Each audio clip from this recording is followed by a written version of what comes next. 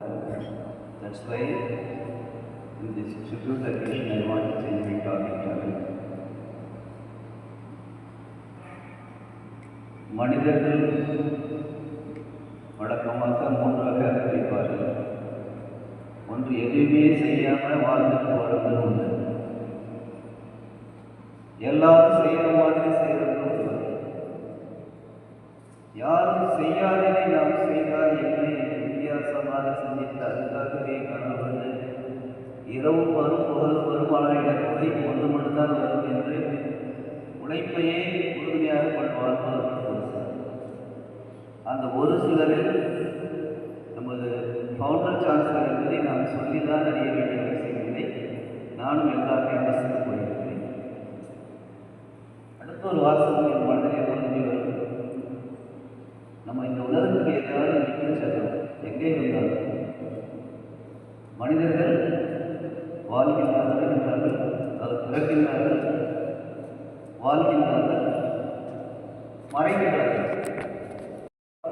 இந்த 5 விரல்ல இந்த கட்டவர்கள் மட்டும் எல்லா விரலையும் நல்லா தொடரும், மற்ற விரல் தொட முடியாது, ட்ரை பண்ணிப்பாரு. அது மாதிரி இன்ஸ்டியூஷனில் கூட எல்லாரையும் தொடரக்கூடிய பண்பு, கேட்டில் உள்ள வாட்ச்மேன்லேருந்து ஹையர் அத்தாரிட்டி வரைக்கும் பெயரை சொல்லி என்னப்பா இன்னைக்கு என்ன நடந்தது, இன்னைக்கு என்னப்பா நடந்தது. ஒவ்வொருத்தரும் நினைச்சுவாங்க, சார் நம்மள்கிட்ட உரிமையாக கேட்குறாங்க, கேட்டில் வாட்ச்மேன் முதல்ல பேசுவார். We are having 2 kinds of administration. One is auto-pilot. Most of them are doing now auto-pilot system. Another one is involving with the staff and knowing the family situation.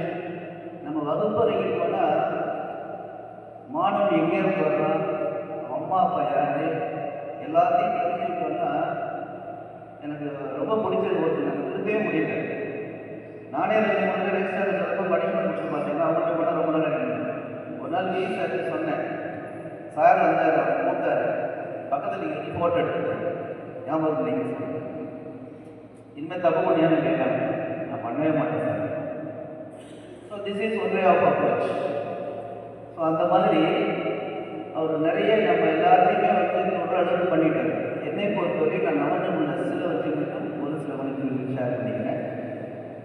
1977 Poondi காலத்தில் நான் first year படிக்கும்போது ஒரு 80 தேடி 1980 தேடி physics எனக்கும் அவருக்குள்ள அனுபவம். 1977 பூண்டி காலத்தில் ஃபிசிக்ஸ் நான் ஃபஸ்ட் இயர் அவர் தேடி. அடுத்து எம்எஸ்சி என்ன பண்ணேன், 82 முடிச்சேன்னு நினைக்கிறேன். நான் 82 முடித்தேன். 85 பூண்டி காலேஜில் ஃபிசிக்ஸ் டிபார்ட்மெண்ட்டில் நாங்கள் 2 பேரும் லெக்சரர் இன் ஃபிசிக்ஸாக ஜாயின் பண்ணோம். ஒரு 6 மந்த் வந்திருக்காரு.